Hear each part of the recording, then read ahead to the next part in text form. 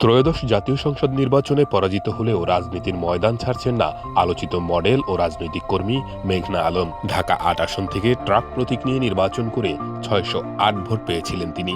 প্রয়োজনীয় ভোট না পাওয়ায় জামানত হারাতে হয়। তবে এই ফলাফল শেষ নয়, বরং নতুন শুরুর বার্তা হিসেবেই দেখছেন তিনি। মেঘনা আলম শুক্রবার এক বিবৃতিতে ঘোষণা দেন আসন্ন ঢাকা সিটি কর্পোরেশন নির্বাচনে মেয়র পদে প্রার্থী হবেন তিনি। বিবৃতিতে মেঘনা আলম বলেন, এটি কোনো সমাপ্তি নয়, দীর্ঘমেয়াদী যাত্রার শুরু।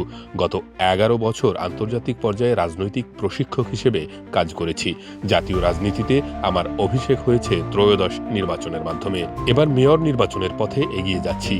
নিজের নির্বাচনী প্রচারণা প্রসঙ্গে তিনি বলেন, কোনো বিলবোর্ড, বড় ক্যাম্প কিংবা ব্যয়বহুল প্রচারণা ছিল না। শিক্ষা প্রতিষ্ঠানে নিয়ম বহির্ভূত প্রচারও করেননি। মাত্র ৩ দিন এলাকায় হেঁটে সাধারণ মানুষের সঙ্গে মতবিনিময় করেছেন। তার ভাষ্য, এই ৬০৮ ভোট এসেছে সততা থেকে, মানুষের সঙ্গে সরাসরি সংযোগ থেকে।